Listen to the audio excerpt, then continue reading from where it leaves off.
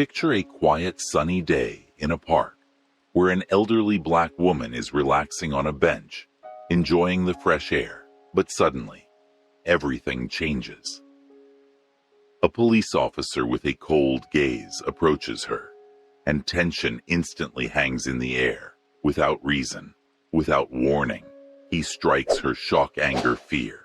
All of it blends into one terrible picture of injustice. But when her son arrives on the scene, you should have seen their faces. This is the moment when justice catches up with those who are used to hiding behind their power stop. Right now, and write in the comments what your name is and where you are watching this video from. You have no idea how important you are to us. Every comment, every opinion helps promote. Our channel makes us stronger and helps fight injustice. We couldn't do it without you.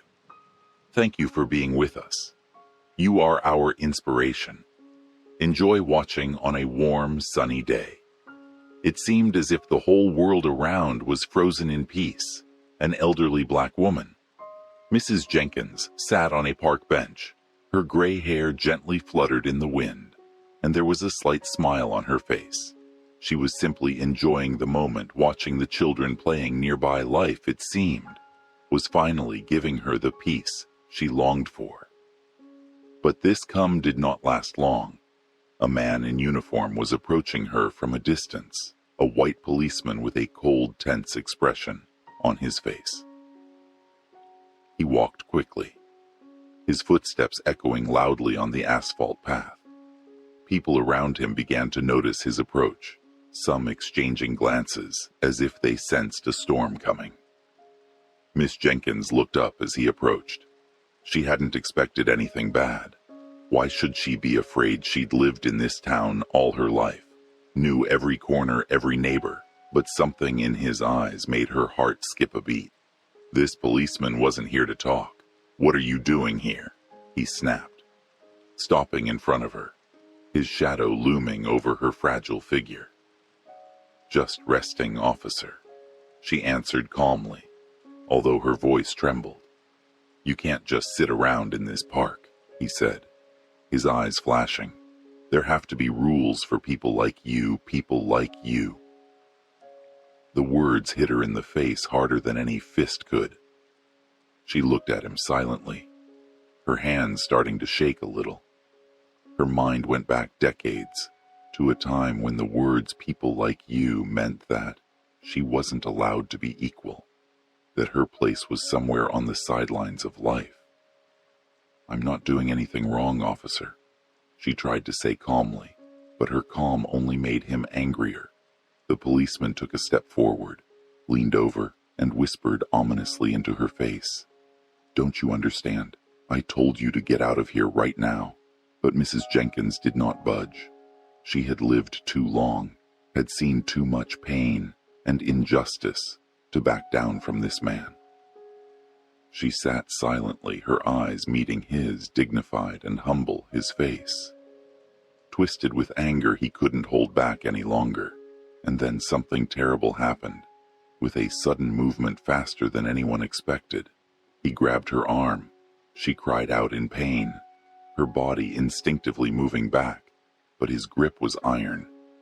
The next moment, his fist crashed down on her face, a loud bang. The sound of impact echoed through the park. People around froze. Some jumped, not believing their eyes. Time seemed to slow down. Mrs. Jenkins fell to the ground, her hands shaking, her face covered, blood beginning to trickle from her nose. Shock and fear pierced her heart, but she could not even scream. Too stunned, too broken by this display of hatred. The crowd began to gather, some taking out their phones, some trying to shout, "What are you doing?" But the policeman ignored them. He was standing over the woman again, ready to continue. His eyes were burning with a hatred he had been building up for years. Hatred for those he considered wrong, not like him. But at that moment, another voice came from behind him, a deep, menacing voice full of rage. "Hey, get your hands off my mother." The policeman froze for a moment but did not turn around. His fist, frozen in the air, was ready to fall again on the old woman who could barely lift her head. Her face was disfigured by bruises and blood. She was breathing with difficulty, lying on the cold ground. The voice sounded again, this time louder, and with a fury that made even the passers-by feel uneasy. Frozen in horror, I said, "Get your hands off my mother." The cop turned slowly. A tall black man stood before him, his powerful, stone-cut frame filling the air with menace. It was her son, James Jenkins. His eyes were blazing. His hands were fisted protectively. He came closer with each step, his eyes never leaving the cop's face, and the cop felt a strange chill, as if a wind of change had suddenly swept through the park. The crowd froze. People held their phones at the ready, recording every second. Some whispered in fear, some stood motionless, unable to even move, afraid that the tension in the air would break at any moment. Everyone understood that in these seconds, something much greater than just the fate of one person was being decided. The policeman, feeling threatened, took one last look at the woman lying on the ground and thought for a split second. But his pride and inner anger took over again. He couldn't back down. He couldn't let anyone, especially someone like James, get in his way. "Is that your mother?" the policeman sneered, still holding on to the echoes of power and control. "Then you're probably just like her. You like to break the rules." Huh. James didn't answer. His face remained stony, but there was an all-consuming rage in his eyes. It was the look of a man who had been through too much, who had seen injustice, but who was no longer willing to tolerate it. "I'm not going to tell you twice," James said quietly, his voice so controlled it was menacing. "You hit her, and you're going to pay for it." The policeman stepped forward, his hand on his pistol holster, and at that moment fear struck with renewed force. In everyone watching this horrific spectacle, the crowd began to whisper quietly. People were afraid that a shot would be fired at any moment. There was hatred in his eyes, not just for James, but for everything he represented. This was more than just a clash with a person. This was a clash with his ideas about a world full of division and oppression. He slowly pulled out his gun and pointed it at James. The crowd gasped, and several people screamed. "Come on," the policeman hissed, his hand shaking with tension. "You want to say something? Well, tell me now. Come on, let's see what you do when I shoot you right here." James stood there, his eyes focused on the policeman, but inside he was in a turmoil. He saw before him not just a man, but the embodiment of everything he and his family had to deal with throughout their lives. The air was thick with tension. Like before a storm, Mrs. Jenkins, still lying on the ground, struggled to stand her voice. Horror and painful James. No need. But he couldn't stop. Not one standing before him was the man who embodied all the hatred and injustice as he had tried to protect his family.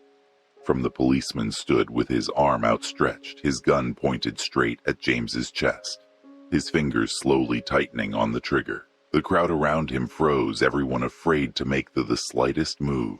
There was an oppressive anticipation in the air, as if the whole world had frozen. Watching this deadly scene, people stopped breathing, and even the light wind stopped rustling the leaves of the trees. Only silence and fear misses. Jenkins, struggling to her elbows, looked at her son through a haze of pain.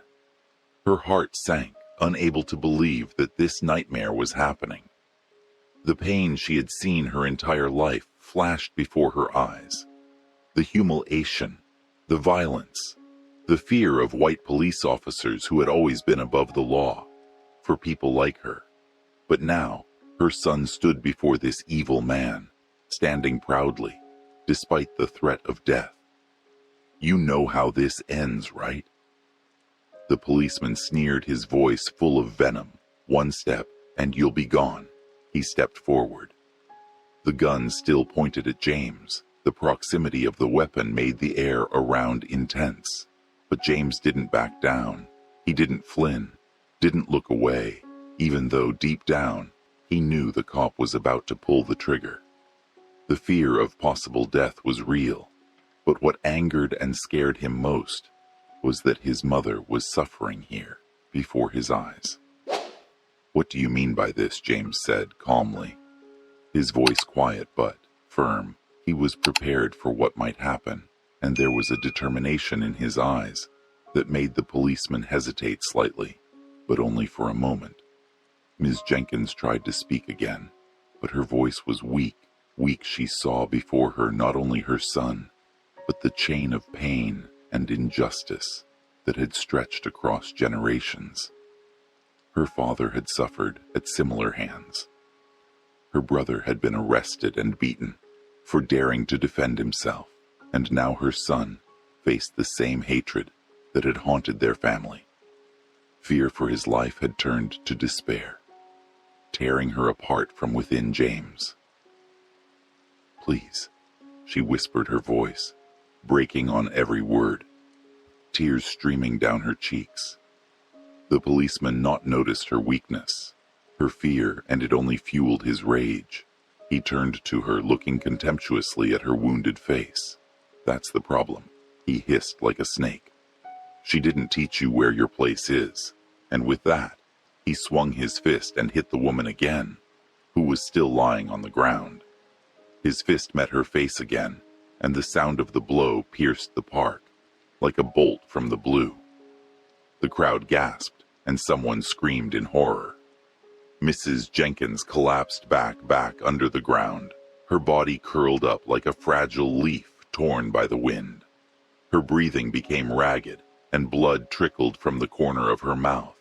In that moment, all the fear James had felt for his mother turned into something else. It wasn't just rage, it was an all-consuming hatred, driven by helplessness in the face of the injustice that had ravaged their lives for centuries. "That's enough," James hissed, his fists clenched so hard they turned white. "You'll pay for this." The policeman turned back to him, grinning. His eyes sparkled with satisfaction. He liked breaking. People liked feeling his power over them. But at that moment, he didn't realize that he had crossed a line that should never be crossed. "Me to answer for this," he chuckled, aiming the gun straight at James's heart. "Who's going to stop me?" James knew that at any moment, it could all end. But he didn't care about his own life. His mother laid beaten at his feet. He had to do something at any cost. The strength he felt in that moment didn't come from physical might. It was the anger of generations of those who had been broken in the face of racism, and of those who could no longer take it. The policeman stepped forward, his fingers slowly tightening on the trigger. Everything around him went silent. Every breath seemed loud. Fear and terror completely engulfed the crowd, and James felt the whole world shrinking around him, slowing time, as the fate of this moment was decided. The click echoed through the park, but no shot came. The policeman hesitated, confusion flashing in his eyes as he realized the gun had misfired. His finger twitched helplessly on the trigger, and the sudden realization of his vulnerability made him break out in a cold sweat, but he quickly recovered, gritting his teeth. The rage was building inside him, overwhelming his mind. "You're so damn lucky," he hissed, swinging his leg out to kick Mrs. Jenkins, who lay motionless on the ground. Her exhausted body was too weak to defend itself, and she only curled into a ball, preparing for another blow. But that blow never came, with a force he hadn't expected. James lunged at the policeman, his body moving like lightning. In an instant, he grabbed the hand that was swinging and squeezed it so hard that the bones crunched. The policeman cried out in unexpected pain, his face contorted in rage and fear as he realized he had lost control of the situation enough. James didn't shout, but his voice was filled with such rage that it seemed it could incinerate everything around him. "You won't touch her again." The policeman tried to pull away, but James held him tightly. Panic gripped the man who had just felt all-powerful, capable of destroying another person's life without consequence. Now, he found himself in the place of the victim, his life in the hands of someone he considered beneath him. The fear he had inspired in others now gripped him. He tried to reach for the baton on his belt, but James, still clutching his hand, delivered a powerful blow to the policeman's stomach, knocking the breath out of his chest. He doubled over, his gun falling from his hands and hitting the ground with a dull thud. "What does it feel like?" James said, his voice low and pained. "What does it feel like to be helpless?" The policeman couldn't answer. He was too stunned to think, much less speak. He was used to being the one who manipulated fear, the one who dealt the blows, but now he was the victim, standing on the edge of the abyss. The crowd watching seemed petrified. People had their phones out, capturing every moment, every sound. They couldn't take their eyes off the scene. The fear they felt for James and Ms. Jenkins was mixed with the horror of what was happening right before their eyes. No one knew how it would end. James let go of the policeman, who collapsed to the ground, clutching his side, trying to catch his breath. But instead of retreating, he tried to get up again. His face red with humiliation and anger. He couldn't allow himself, a representative of authority, to be humiliated like this in front of a crowd. You'll regret this," he croaked, barely breathing. But his voice no longer held the same confidence as before. He was no longer in control of the situation, but even that didn't stop him from wanting to continue the violence. He took another step forward, reaching for his baton, but James was faster in one motion. He knocked the cop off his feet, pinning him to the ground. James pressed his knee into his chest, and the cop wheezed desperately, trying to get air. His eyes were wide with fear. It wasn't just fear of humiliation. Now it was fear for his life. "You spent your whole life thinking you could do whatever you wanted with people like my mother," James said through clenched teeth. His face close to the cop's. "Thought you were untouchable." The policeman wheezed, trying to say something, but he didn't have enough air. James released him with one last push, sending him tumbling back to the ground like a rag doll. The cop lay gasping for air, his face twisted, in fear, pain, and helplessness. The crowd around him fell silent, unsure of how to react to what had just happened. But instead of continuing, James stood up and turned to his mother. She was lying on the ground, her face scarred from the blows, but her eyes still shone with dignity. Even after all she had been through, she remained wrong. The policeman lay on the ground, wheezing, but his eyes still blazed with hatred. He couldn't believe that this day, which had begun like any other, had become the moment when his power, his authority, was being questioned. His breathing was ragged, but his hand reached for his baton again. He knew this was his only chance to regain control, to regain a sense of power. If only for a moment, Mrs. Jenkins, still lying on the ground, tried to open her eyes. Her mind floating between pain and fear. She couldn't get up, couldn't protect herself. She felt like every breath brought a new wave of pain into her battered body. Her hands were shaking, and she tried hard to look into her son's eyes, but her gaze was fixed on the figure of the policeman, who was slowly rising from the ground. This man had no intention of stopping. The policeman finally grabbed his baton and rose abruptly to his feet. His face was twisted with anger and humiliation. There was nothing human left in his eyes, only primal fury. His bloody hand gripped the weapon tightly, and suddenly, like a madman, he lunged at James with wild, uncontrollable force. "You will know your place," he shouted, waving his club. James barely managed to dodge the blow, but the baton slid across his shoulder, causing him to stagger back. Pain shot through his body, but it was nothing compared to the rage that was boiling inside. Understanding flashed through James's eyes that this man who was ready to spill blood, no longer knew boundaries, no longer obeyed laws or morals. His racism had become his only truth. "You still think you can kill her?" James growled, clenching his fists until his knuckles turned white. "You think you can kill us all?" The crowd around them grew. Restless people began to scream, begging for it to stop. Some called the police. Some tried to intervene, but fear paralyzed them. People knew this was more than just a fight. This was a confrontation with something that had been building up for years, decades, and this day could end in bloodshed. The policeman swung his baton again, but James grabbed his hand with an iron grip and twisted it so that the crunch of bones could be heard even in the crowd. The policeman screamed in pain, but did not stop. His face was distorted with rage, and it seemed that he had lost all control of himself. The baton fell from his hands, but he rushed at James, trying to knock him down, and at that moment James felt fear grip him. This man was mad. He would not stop until he destroyed everything that stood in his way, and this could be his last moment. The seconds dragged on slowly like a nightmare, from which it was impossible to wake up. "You're not a man." The policeman hissed, his face just inches from James's. "You're nothing." And then he punched James again, this time in the face. James staggered but stayed on his feet. The crowd gasped, holding their breath, as they watched their struggle grow more brutal.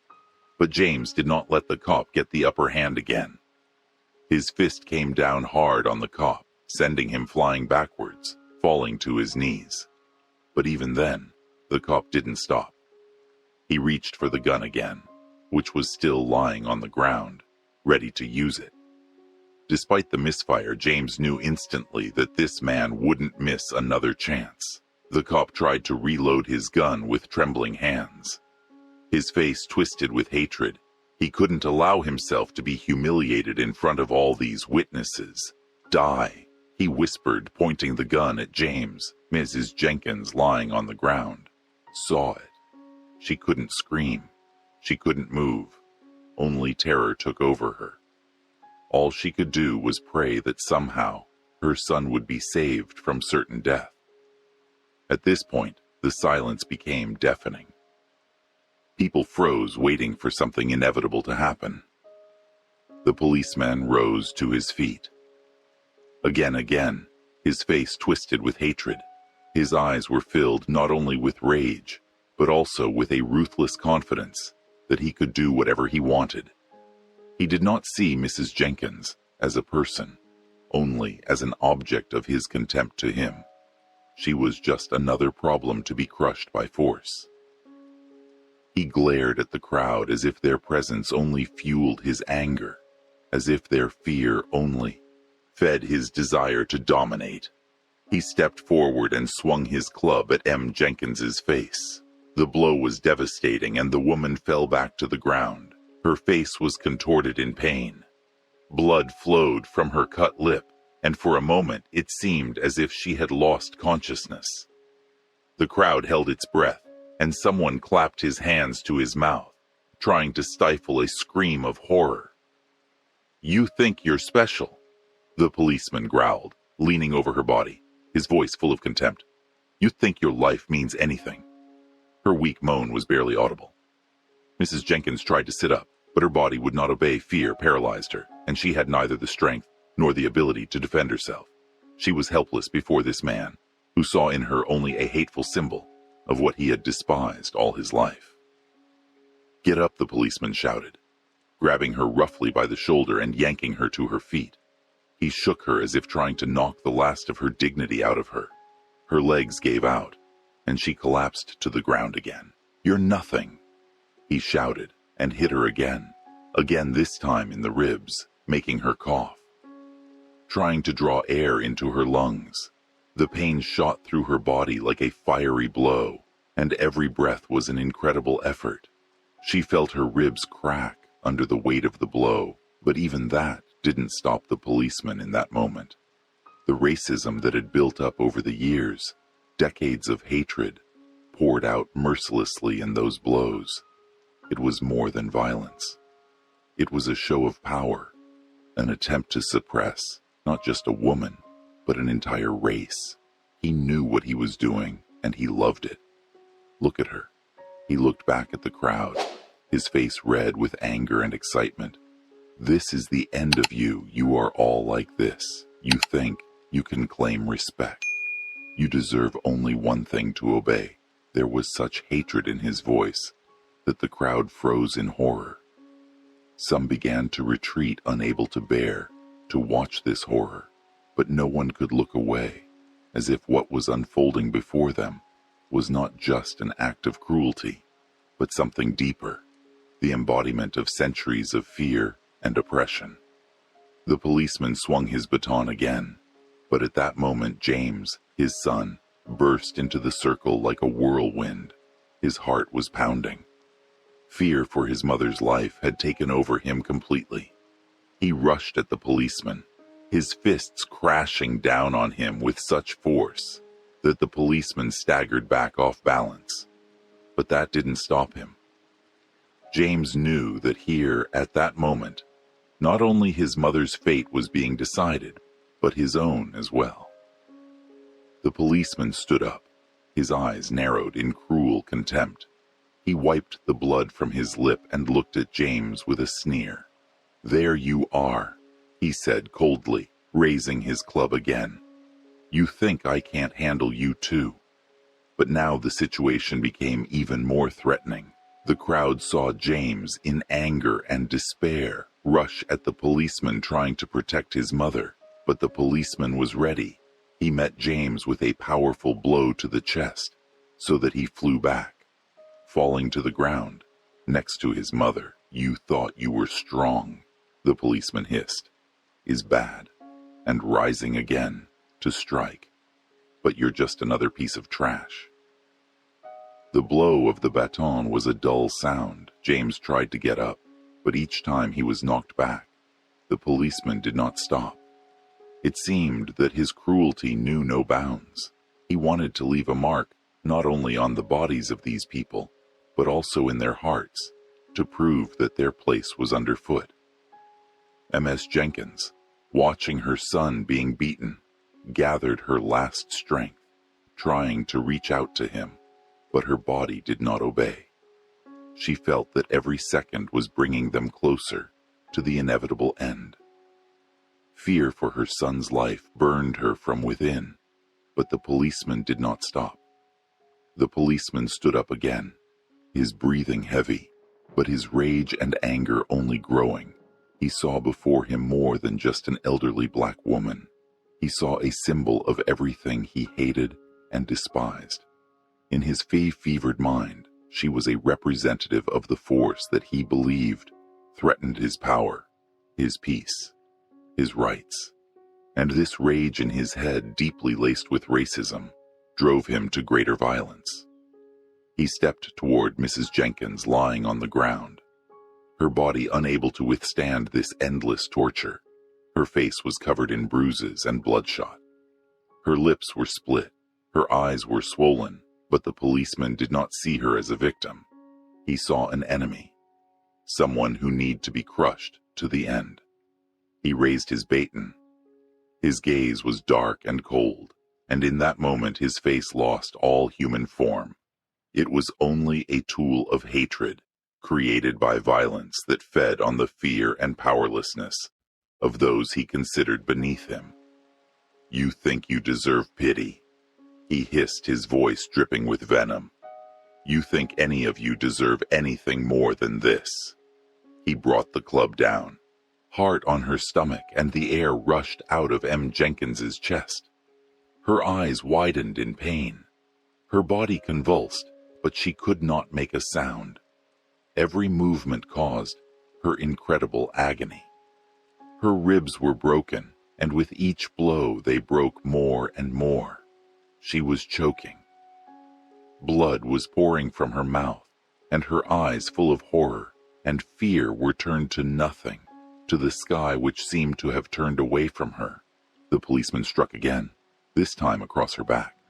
Mrs. Jenkins arched in pain, but she couldn't scream. Her breathing became short, ragged gasps, as if her lungs could no longer fully fill with air.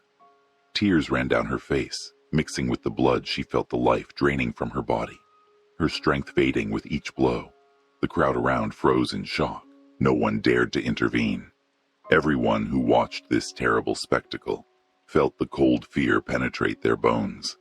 Their hearts pounded wildly, and some of the spectators, unable to bear it, began to cry. But everyone knew that if anyone rushed forward, they would become the next victim. The policeman was like a beast that had lost its mind. Mrs. Jenkins tried to speak, but instead of words, only a hoarse sound came out of her throat. She wanted to call her son. She wanted to see him at least in her last moments. But her voice was too weak. She could no longer move. Her hands were shaking, and she could barely breathe. The only thing she felt was the horror of the imminent death that was so close. The policeman leaned over her. His face twisted in cruelty. He grabbed her hair roughly, forcing her head up to look him in the eye. "That's it. That's how you should all look under my feet," he said, through gritted teeth, his hands still clutching her hair, pulling it so hard that the skin on her scalp burned with pain. Ms. Jenkins could no longer resist. Her body did not obey, and she felt the coldness gradually creeping up to her heart. Her breathing became quieter and quieter, and shadows began to flicker. Before her eyes, she was on the edge between life and death. The policeman kicked her hard in the side again, and her body rolled senseless on the ground. Her fingers trembled, and blood continued to flow from her broken lips. The crowd could no longer watch, but no one could move. People stood paralyzed with fear, not believing what was happening before them, and suddenly, as if through the thickness of pain and horror, Mrs. Jenkins felt someone's presence nearby. Her SW and eyes could barely make up the figure of James, her son, who was desperately trying to break through to her through the policeman. James lunged forward, his heart pounding in his chest as if it might burst. He watched as the cop destroyed not only his mother with every blow, but everything. She represented her strength, her resilience, her love.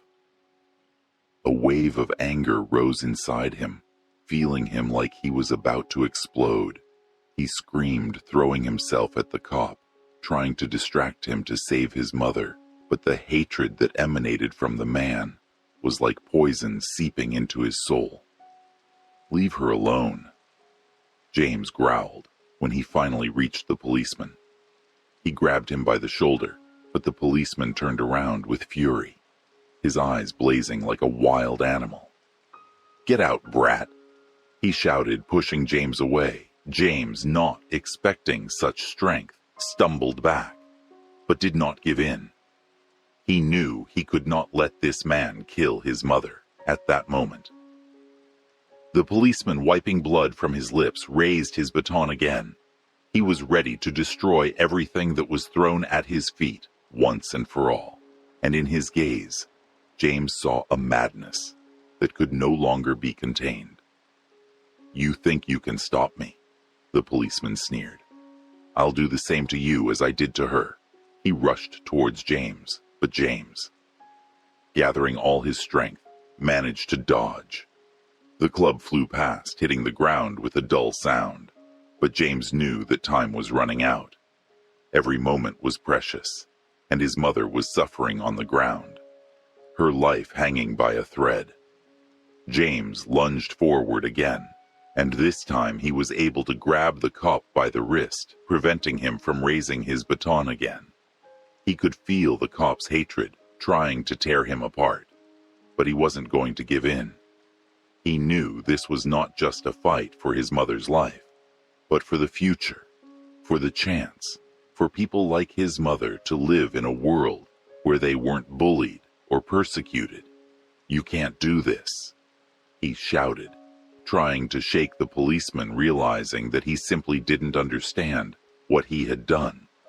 But the policeman let out an animal roar of rage, and James felt his strength begin to weaken. Ms. Jenkins, lying on the ground, heard the sounds of the struggle and felt her heart breaking with fear for her son.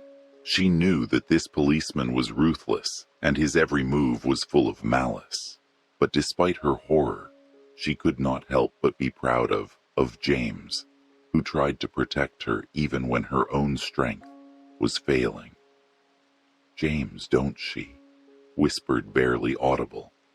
But her voice was too weak to be heard. Her fear for her son only added to the pain in her heart. The policeman, breaking free from James's grip, swung his baton again.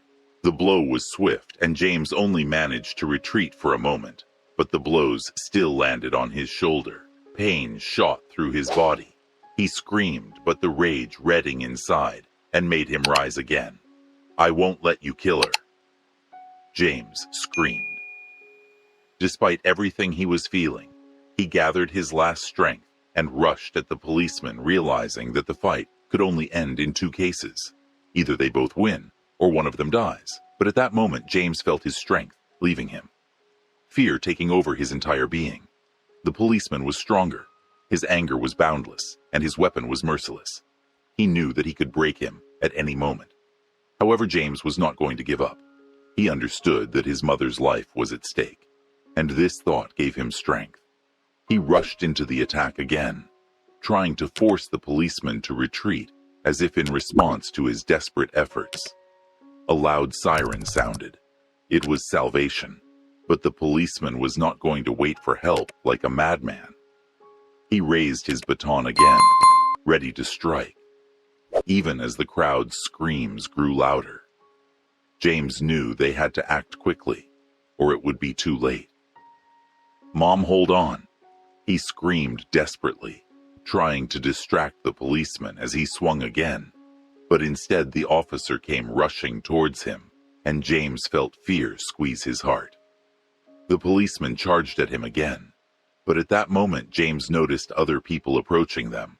Apparently drawn by the sounds of the fight, they were running towards the scene, and on their faces was the same terrible realization of what was happening. James hoped that they could help, that together they could stop this insane act of violence. But the policeman, realizing that help was near, turned to the crowd and, biting his lip with hatred, barked, "Get out, it's none of your business. You're all like that. I'll kill you all if you don't leave." And in that moment, James realized that they had to act. He knew that he couldn't let his mother fall victim to this ruthless system that was willing to destroy everything in its path for the sake of its power and control. James standing on the edge of a chasm of fear and rage, felt the adrenaline rush through his veins. He knew it was all up to him. Every moment they lost brought his mother closer to her inevitable end, just as the cop closed his eyes, ready to strike again. James stepped forward. "Don't you dare touch her," he shouted, his voice full of determination. He lunged at the policeman, trying to distract him from Mrs. Jenkins, but the officer rebuffed his attempt with unexpected ferocity. The policeman, feeling threatened, turned and punched James in the chest. He fell to the ground, his lungs expelled from a blow, but he rose again, refusing to give in at that moment, as the world around him began to blur and fear pressed on his chest. He looked at his mother lying on the ground and saw not only fear in her eyes, but also boundless love. It gave him strength. "James, I'm okay."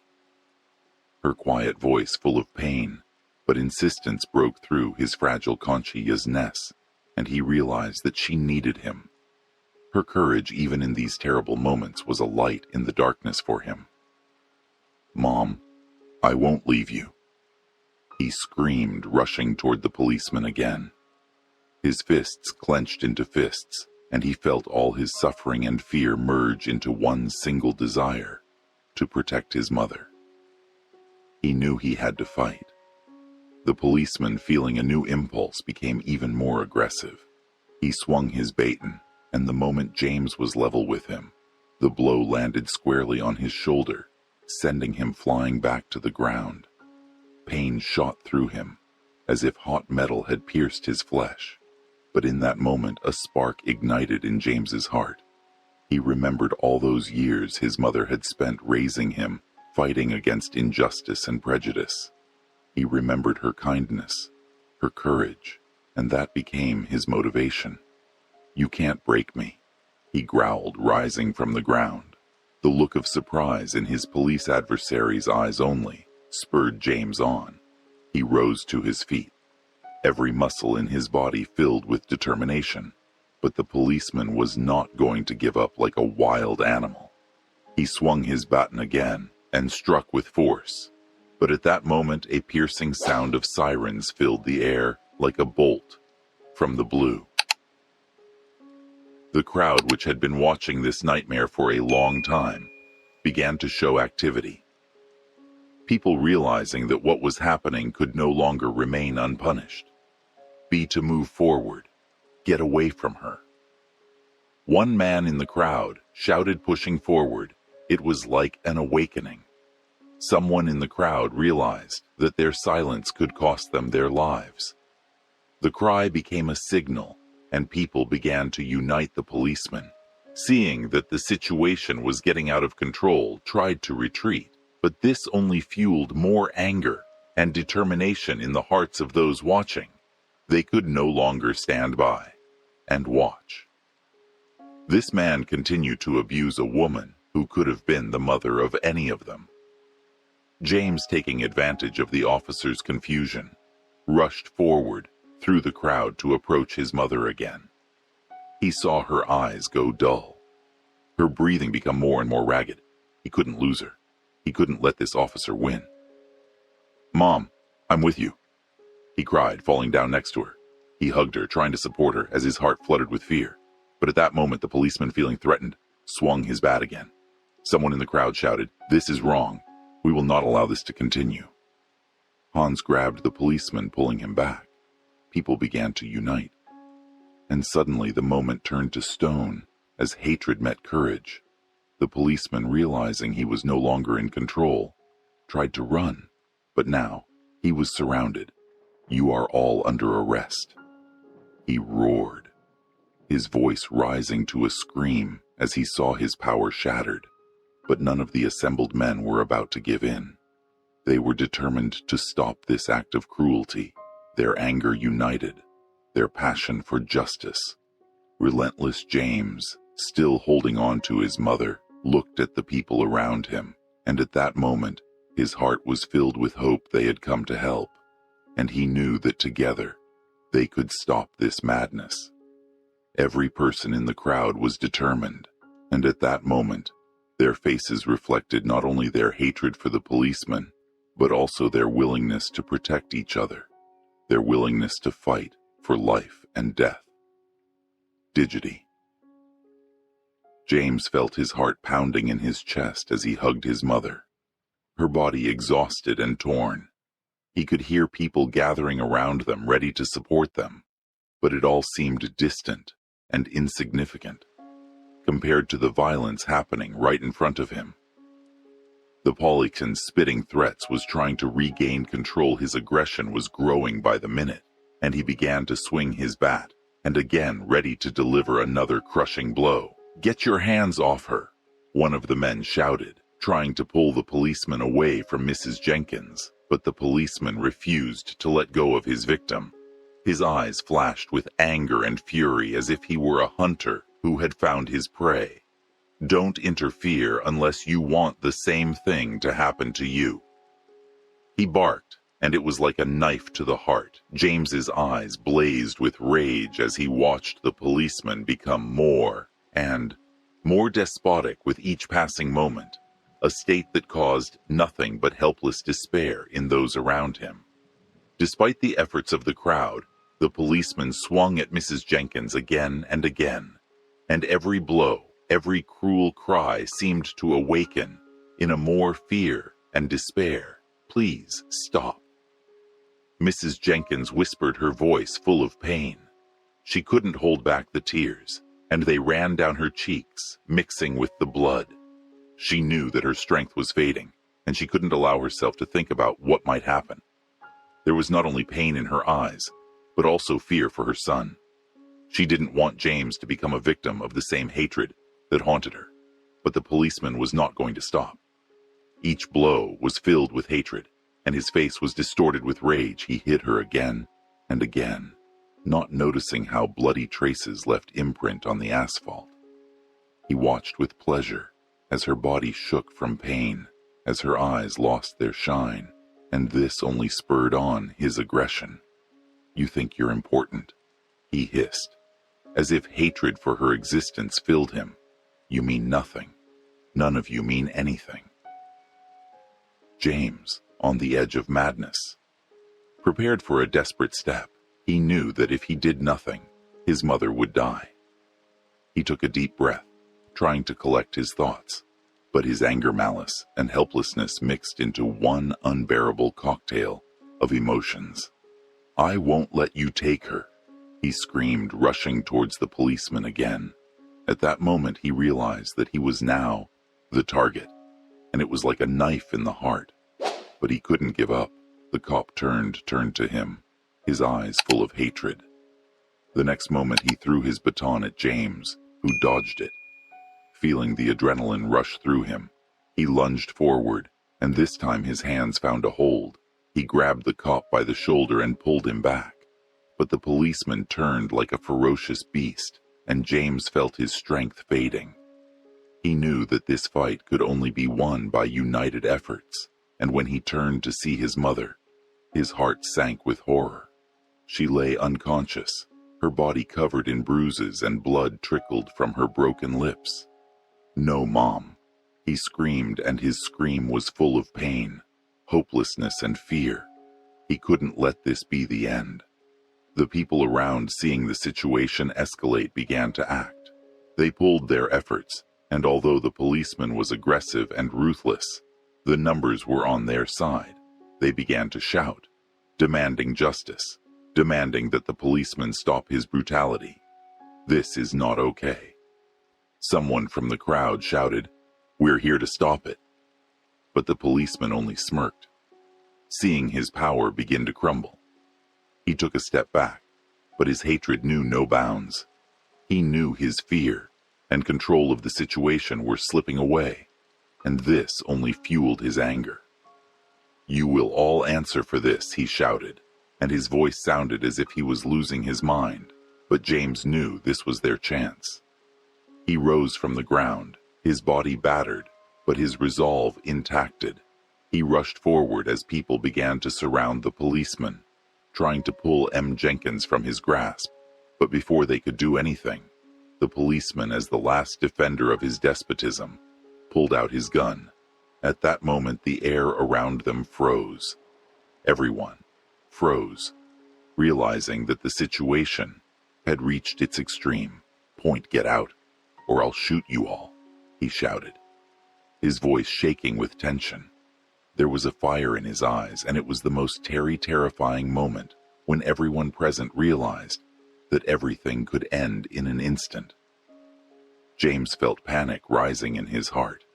He understood that now not only his life, but also the lives of the people around him were in danger.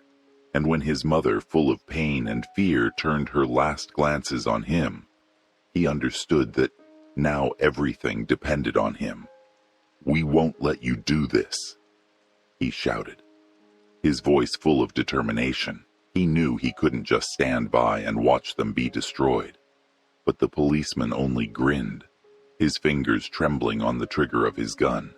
There was nothing human in his eyes anymore, only wild hatred and a desire to destroy everything he did not understand. "It's your mistake," he whispered, and at that moment time seemed to stop. People around him began to move, but fear paralyzed them. James's heart was filled with unbearable anxiety. He knew this could be his last chance to save his mother and his life.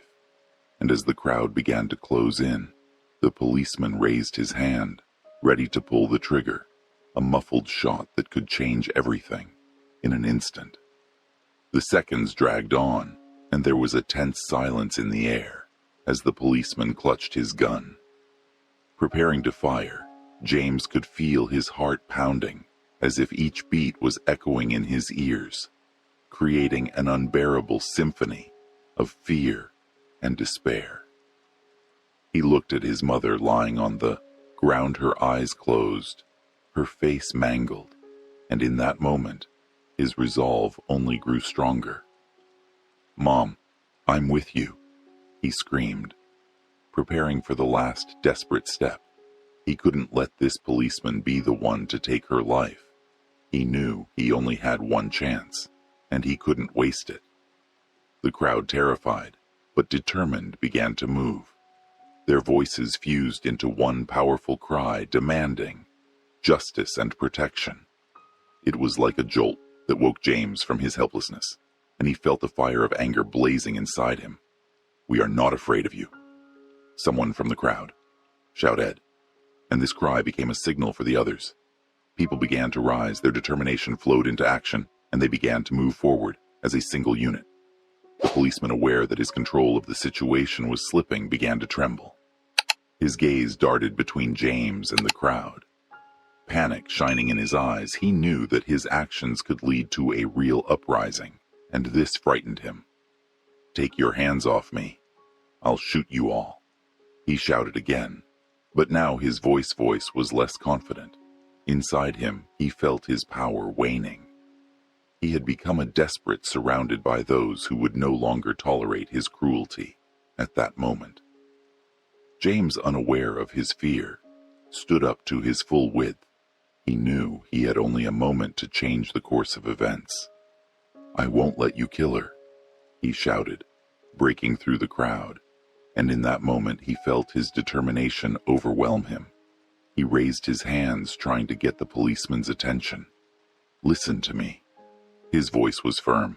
"This is not just my mother. This is a woman who deserves to live. We are all here for justice." The crowd began to rise, supporting his shout, and James saw some of them ready to act. Leaving the policeman no chance, they were forming a protective barrier around Mrs. Jenkins. Their hands clenched into tight fists, and they were looking at the policeman as if he were an enemy. The policeman, losing his patience, raised his gun. James saw his finger begin to squeeze the trigger, and in that moment, everything changed. Every breath seemed like his last, every movement unbearable. In that moment, the crowd made a decision. They couldn't let this happen behind you. Someone shouted, and people started moving. Hundreds of eyes were looking at the policeman, and they were no longer afraid. They were ready to act, to stop this madness. At that moment, there was a sharp sound. Someone from the crowd threw a bottle at the policeman. It was like a spark in a powder keg. The policeman, frightened, took a step back, and his weapon moved as if the world around him had gone crazy. "Get him out," one of the men shouted, and at that moment James saw several people rushing towards the policeman. It was like a storm breaking out in their hearts. James, not knowing how much longer he could hold back, lunged forward, grabbing the policeman's hand where he held the gun. It was a desperate move, and James felt his body filled with pain, but he couldn't give in. "You won't get it," he growled, ignoring the pain. At this point, the policeman, overcome with rage, tried to free his hand, but James was not going to let him go. The world began to spin around them. The people gathered in the crowd began to act as one, drawing the policeman's attention away from Mrs. Jenkins. They began to shout for justice, and in that moment James felt the power of that unity overwhelm him. But the cop was furious. He screamed, threw James aside, and pointed his gun at the growing crowd. He knew his time was running out, and he had to make a choice. The choice was not just a matter of control, but a matter of life and death. James fell to the ground as the rest of the crowd rushed towards the policeman. It was like a battle that could have ended in tragedy, and James saw a real battle for life and dignity. unfolding around him at that moment. A shot rang out. Time stood still as everyone froze, each holding their breath, not believing that this was happening. The seconds dragged on, and as the sounds of chaos gradually died down, James, getting up from the ground, realized that everything had changed. He looked at his mother, and in her eyes filled with fear and pain, he saw something else: determination and hope. But now everything depended on whether they could unite against this horror and defeat the darkness that threatened to engulf them all. James felt a cold, old sweat run down his back as he realized his mother was unconscious and the policeman was still threatening the crowd. His fear and anger mixed together, creating a whirlwind of emotions that drove him forward. He couldn't let this but take away his only family, his only source of love and support. A determination was born inside him. He stood up from the ground, shocked and filled with hatred at what was happening before his eyes. With each step towards the policeman, he felt his fear fading, replaced by courage. He knew he had to intervene to stop this injustice. "You have no right to treat her like that," he shouted, his voice strong and confident. Despite the fear that was burning in his heart, James moved closer, trying to position himself between the policeman and his mother like a shield. The policeman, momentarily distracted from the crowd, turned to James, his eyes blazing with hatred, and he gripped his baton so tightly that his knuckles turned white. "Get out of my way, boy," he said menacingly, as if he were about to attack. "You don't know who you're dealing with." James swallowed, but did not back down. He knew that his actions could be decisive. He gathered all his courage and continued. "This is my mom. She didn't do anything to deserve this treatment. We were just sitting in the park enjoying the day," with each word he spoke. The tension in the air grew, the crowd around them feeling. James's encouragement and courage began to rise. Their voices merging into one cry, they demanded justice, demanded that the policeman stop. "You have no right to be so cruel." One woman from the crowd shouted, her voice resolute. The policeman, realizing that his control was slipping, took another swing at James, his eyes blazing with madness, and he seemed willing to do anything to maintain his dominance. James stepped forward to protect his mother. He didn't want anyone else to get hurt. He knew this situation was more than just a personal tragedy. He rushed towards the officer, feeling his body with adrenaline, and at the last moment he tried to grab the officer's hand that held the gun. It all happened quickly. The cop spun around, and James felt his hand touch cold metal. But at that moment another scream rang out, as several people in the crowd began throwing things at the cop, trying to distract him. "Don't touch him, you bastard," one of the men shouted. Throwing the bottle, the policeman, distracted, took a step back, giving James the opportunity to grab him by the shoulder. "I won't let you hurt her," James shouted, his voice filled with rage. He felt the support of those around him, and it gave him strength. The crowd began to move, forming a shield around Miss Jenkins. People linked their hands, creating a protective circle that the police officer could not enter. It was like a powerful expression of unity and strength that they had never experienced before. The policeman, seeing that he was surrounded, became even more aggressive. He raised his baton and began threatening the crowd again, but this only strengthened the determination of those around him. "We will not retreat," one of the men shouted. Raising his fist, people began to shout, creating a powerful chorus of opposition. It was like a wave that washed over the policeman, and he felt fear wash over him. James used this moment to move closer to his mother. He leaned over her, his heart aching, as he saw her wounded face. He pulled her close, trying to give her his strength and support. "Mom, I'm with you," he whispered, holding her close. He knew she was in a difficult situation, but his love for her filled him with strength. He felt her breathing getting weaker, and it spurred him on. "James," she whispered, opening her eyes. There was tenderness in her gaze, as well as pain. "Don't risk your life. I don't want you to get hurt." "I can't just watch," he replied, squeezing her hand. "I won't let him take you." As the crowd continued to advance on the policeman, his panic grew. He realized that his only power was fear, and his fear began to leave the people. His own power was disintegrating. James finally gathered his strength. He knew he had to act decisively, and in that moment, as the crowd rose, he stood up again, ready to fight for his mother. He looked at the policeman, determined to stop this cruelty. "We won't let you leave with her," he shouted, and it was a challenge that couldn't be ignored. The people around him echoed his cry, and he felt a wave of unity wash over them. This was no longer just one man's fight. It was a fight for justice, for life, for freedom.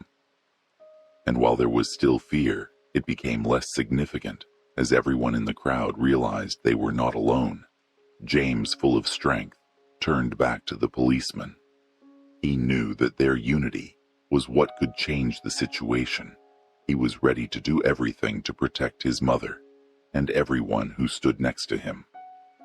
James stood rooted to the spot, in front of the policeman, his heart pounding like a drum in his chest.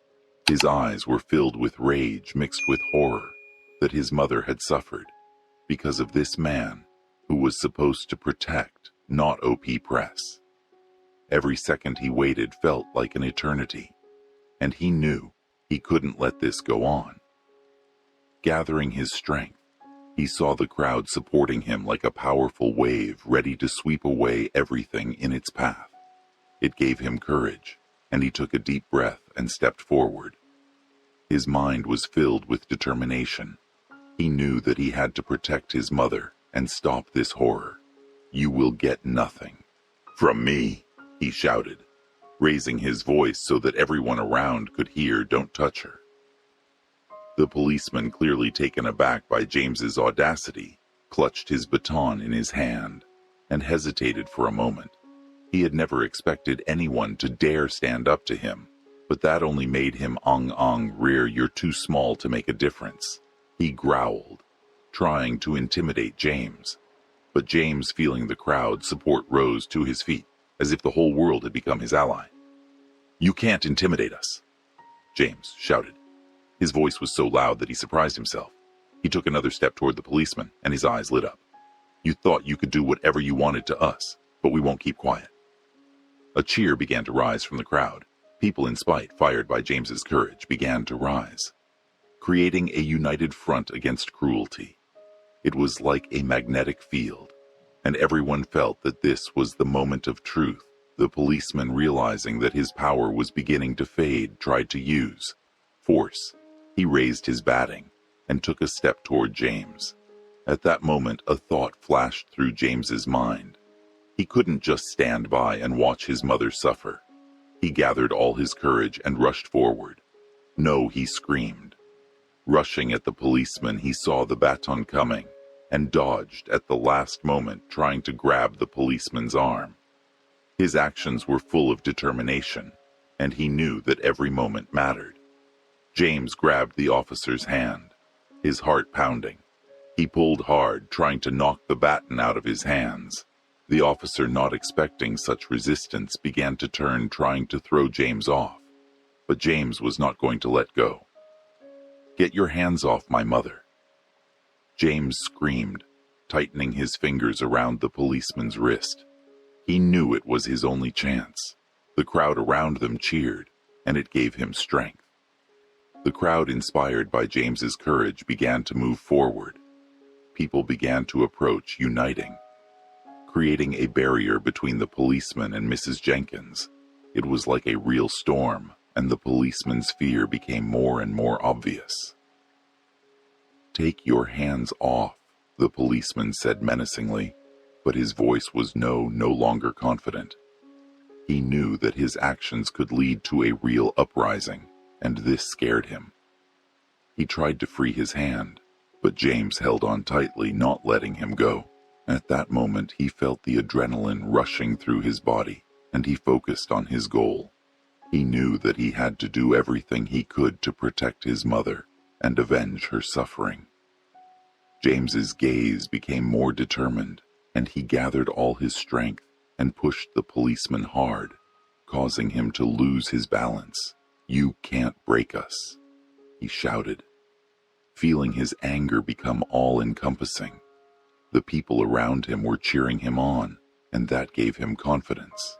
They began to raise their hands, creating a united front against the policeman, who couldn't understand what was happening. The policeman, losing control, made another attempt to get rid of James. He swung his baton, but the crowd began to act. People rushed forward, distracting him and causing real panic in his eyes. It was a powerful reaction, and James felt the forces on his side.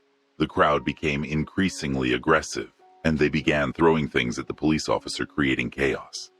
James saw his supporters standing behind him, and it filled him with confidence. He knew that together they could win, and he should not back down. James lunged at the policeman again, grabbing his shoulder and pushing him away. It was like two worlds colliding. On one side, his mother's fragile life, and on the other, the cruelty they could no longer tolerate. He felt like this was the moment they could change everything. "You can't just leave," he shouted as the crowd gathered around him, giving him even more strength. The policeman, realizing that he would not have any support, tried to hit James again, but James dodged and grabbed him again. At that moment, the sound of sirens was heard. The police cars were approaching, and fear gripped the crowd again. James knew that time was running out. He knew he had to act quickly. "We have to get her away," he shouted, pointing at his mother. "She needs help with that."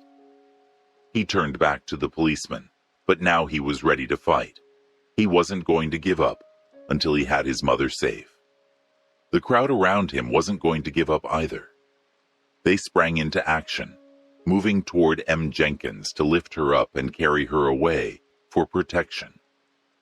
James clasped his hands tightly, feeling his heartbeat beating unison with the hearts of those around him. This was more than just a fight for his mother.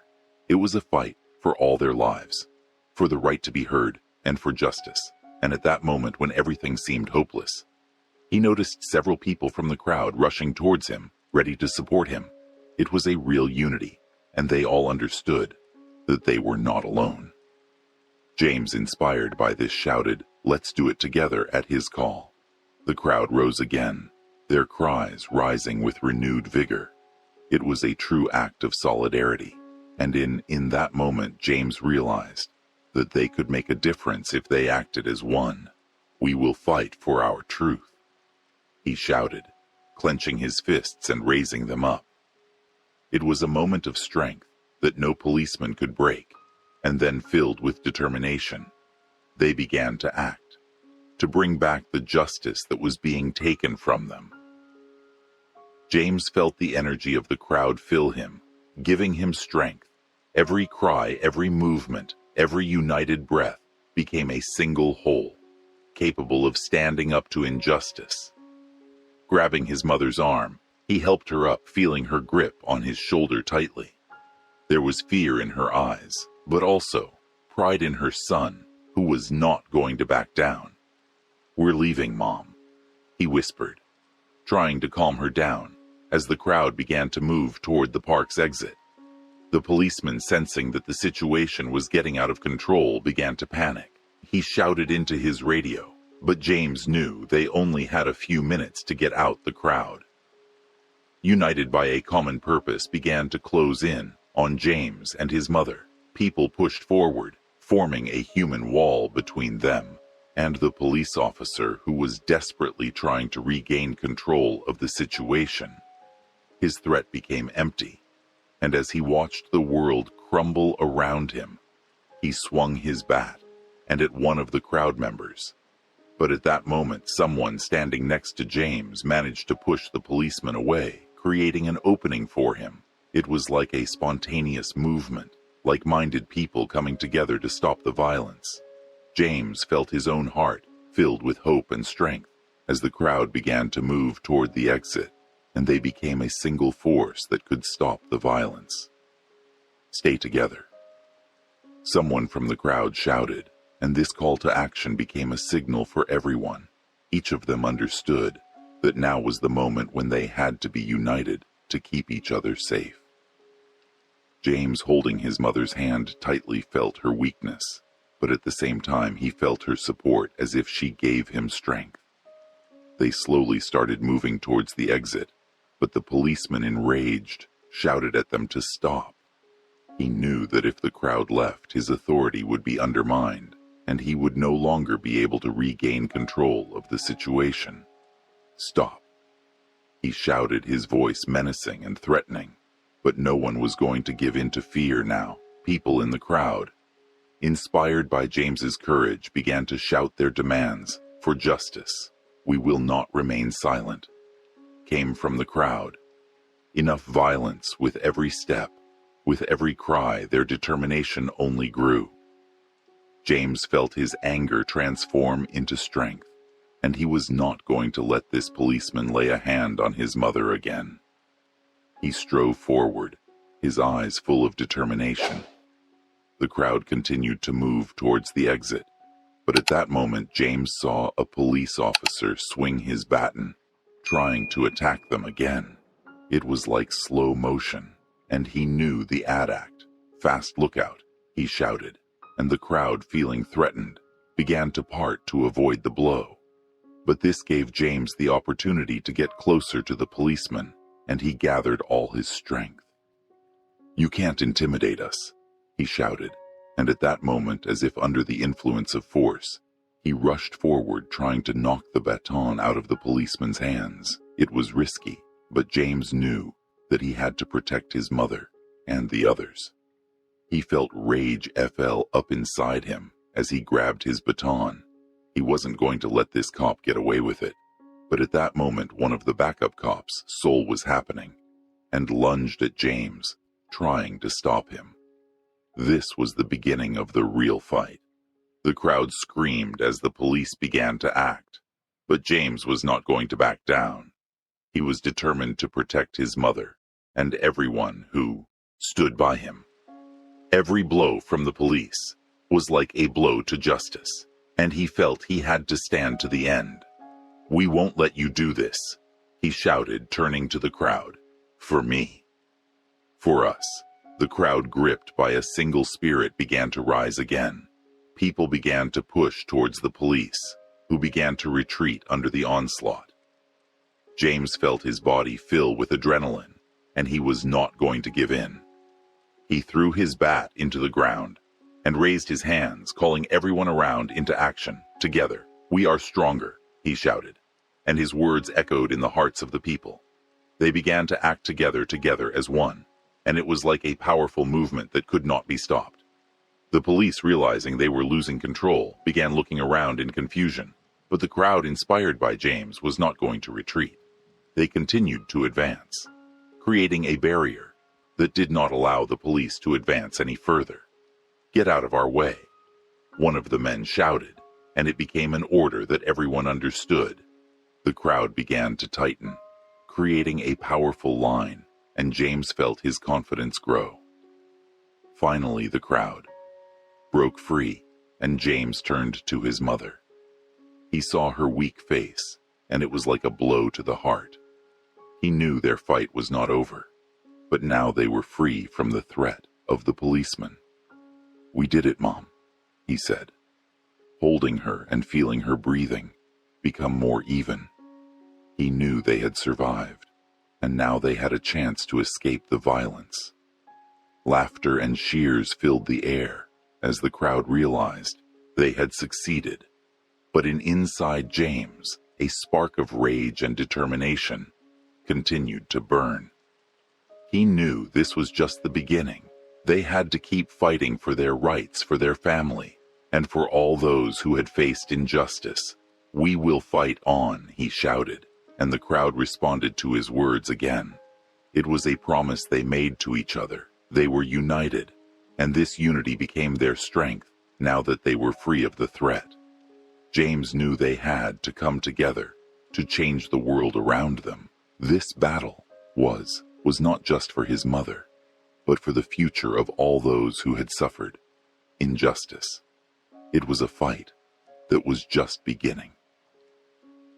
James felt the adrenaline still pumping through his veins as they left the park.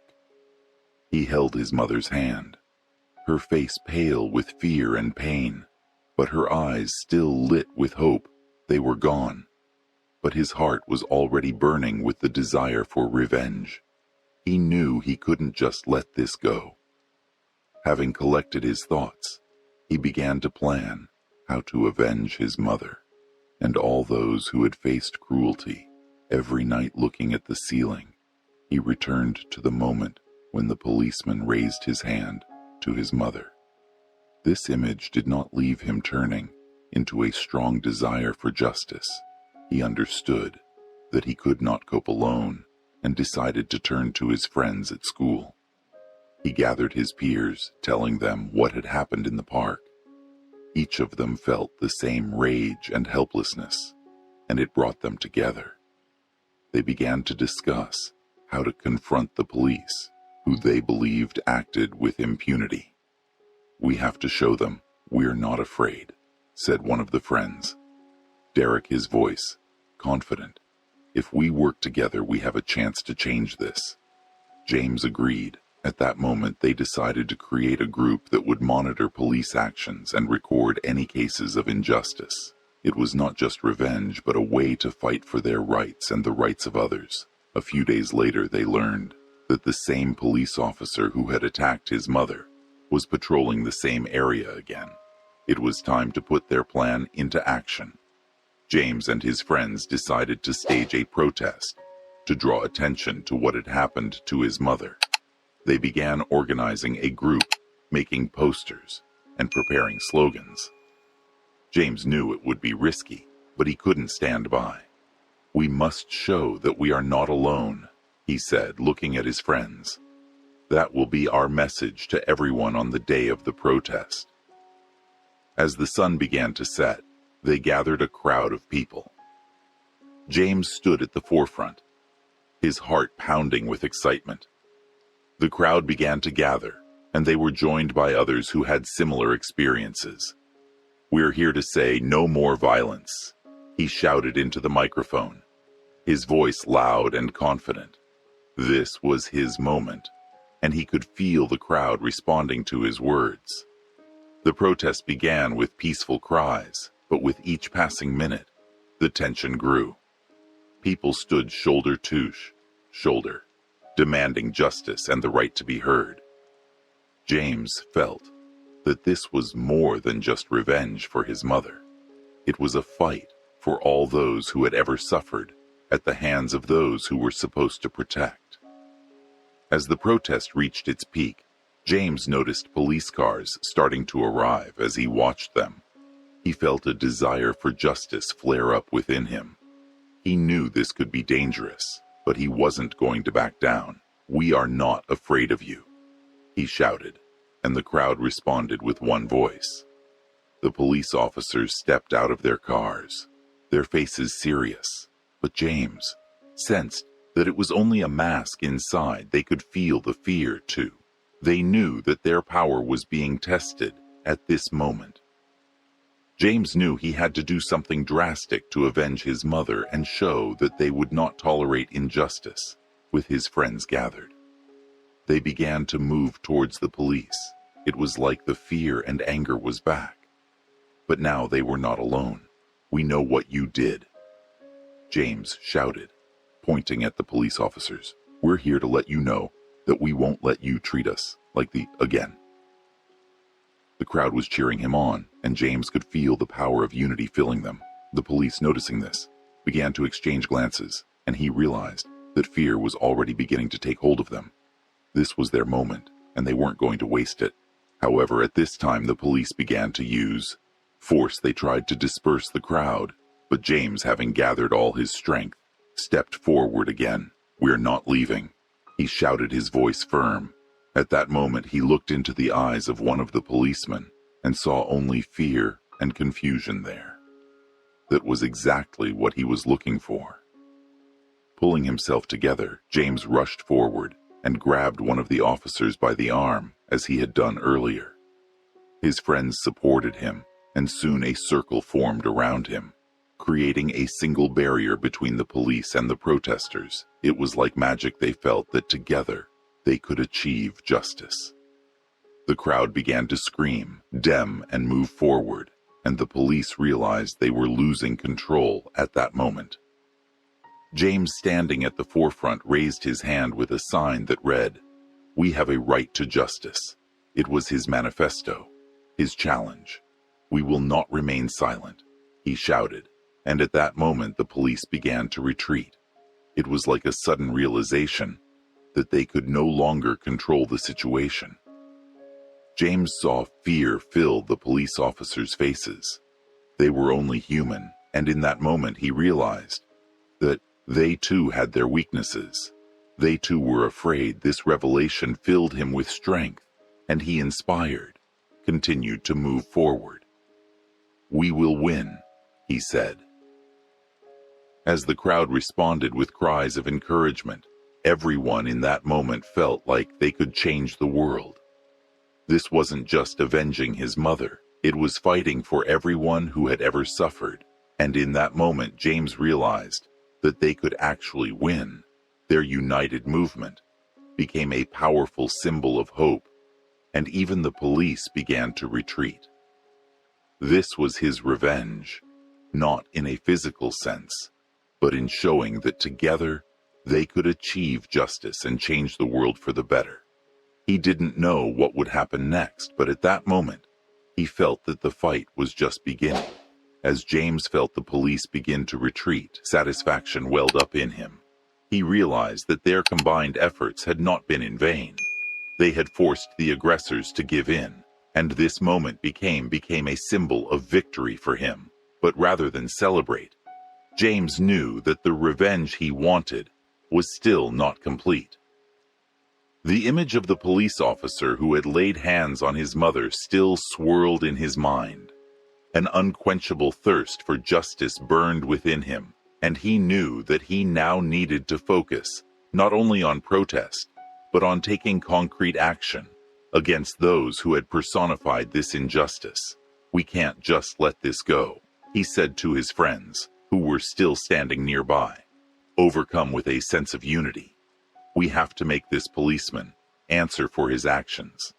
His friends' support gave him confidence, and he came up with an idea that began to gain momentum.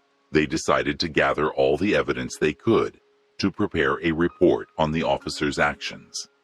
James knew that an important step would be to attract the attention of local media and human rights activists. Over the next few days, James and his friends began gathering information. They spoke to other witnesses to the incident, recorded their statements, and collected videos that had been taken during the protests. Each new piece of evidence added fuel to their resolve. They worked through the night, exchanging messages, discussing how best to approach the case. This was more than just revenge. It was a quest for justice. One evening, while James was hanging out with friends at the library, he suddenly received a text from one of them. A photo of a police officer standing with other officers on patrol appeared on his phone screen. James's eyes briefly fell on his face. It was the same officer who had attacked his mother. "We have to do something about this," he said, feeling anger boiling inside him. "We can't let him continue his service." His friends supported him, and they decided to organize an action. It was to be more than just a protest. They planned to call the press and make sure the whole country knew about what had happened in the park. James knew it would be risky, but their anger and determination outweighed their fears. On the day of the protests, they gathered a crowd outside the police station, ready to send a loud signal that they would not be silent. James stood at the forefront, holding a sign that read, "Justice." For all there was a fire in his eyes, he knew this was his moment, and he was not going to waste it. As local media began covering the event, James spoke into the microphone. He described how his mother had been attacked, the impact it had had on their family, and how they would fight to ensure something like this never happened again. "We are here to show. We will not remain silent," he shouted, his voice confident. The crowd supported him, and this gave him strength. But at that moment he noticed several police officers approaching them, their faces filled with displeasure. One of them, the same one who had attacked his mother, looked at him with disdain. "You don't belong here," he shouted, his voice threatening. But instead of fear, James felt a surge of determination. He stepped forward, looking the policeman in the eyes. "You must answer for your actions," he said, and the crowd shouted in support of his words. The patrol officers, seeing the crowd's reaction, began to lose confidence. James knew this was their chance. He continued to speak his words, laying bare all the pain and injustice they and others were facing. At this point, local media began recording what was happening, and more people gathered around. They held up their phones, recording what was happening, and soon it became a real wave of solidarity. However, the policeman, feeling that he was losing control, tried to attack James again. But this time, instead of fear, there was determination in his eyes. He was ready to protect not only his mother, but all those who faced such cruelty. James's friends rushed forward, forming a protective circle around him. It was a symbol of unity and struggle. They stood shoulder to shoulder, ready to defend their rights and the rights of others. "We are together, and we are stronger," one of the friends shouted, and this wave of support passed through the entire crowd.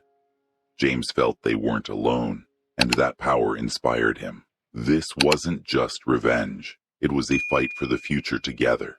They could change the world and make sure that things like this never happened again.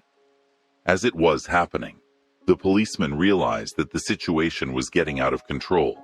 He tried to call for backup, but it was too late.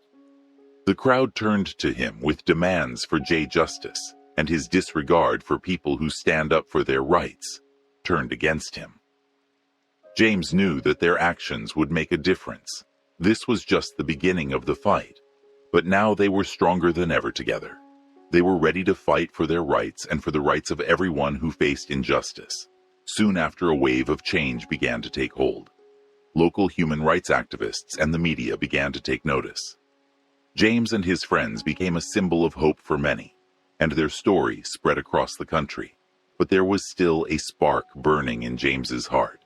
He knew that the revenge he wanted was not physical violence, but to let them know that they were not alone. Justice had to be served, and he was ready to fight for it to the end. That day, James and his friends did what seemed impossible. They stood in front of the police station, unafraid to speak out, their voices merging into one. Every shout, every word created a wave that swept through the surrounding area, reminding everyone that justice is not just a word, but a right for everyone. As the protest ended and the crowd began to disperse, James felt like they had truly accomplished something important. He looked at his friends, at the people gathered with them, and hope ignited in his heart. This wasn't just avenging his mother, but fighting for the rights of everyone who had ever suffered injustice. A few days later, as the media began covering their protests, attention to the incident increased. City officials were forced to respond to public pressure and began investigating the police officer who had assaulted his mother. This move was the first sign that change was possible. James met with other activists and human rights defenders who were willing to support their fight. They began organizing campaigns to raise awareness about police violence and making plans for the future to protect the rights of their community. With each passing day, James became increasingly aware that their efforts had not been in vain.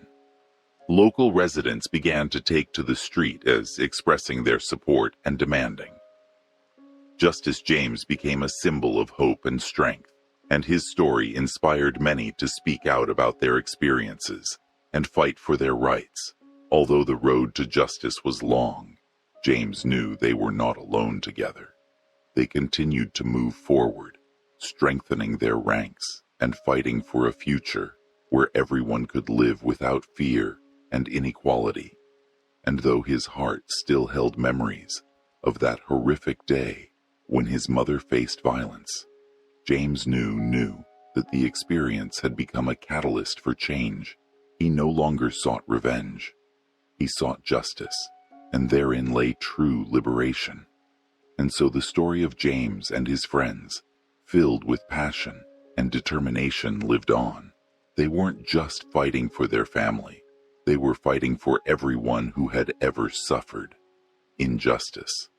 It was their mission to make the world a better place, and they were ready to fight for it until the end. And we hope you enjoyed this story and that it touched your hearts. We would love to hear your opinion. Write in the comments what you think about what is happening and whether you have experienced racism in your life. Your stories are very important to us, and we appreciate each of you. If you enjoyed the video, don't forget to like and subscribe to our channel. It really helps us grow and create even more content.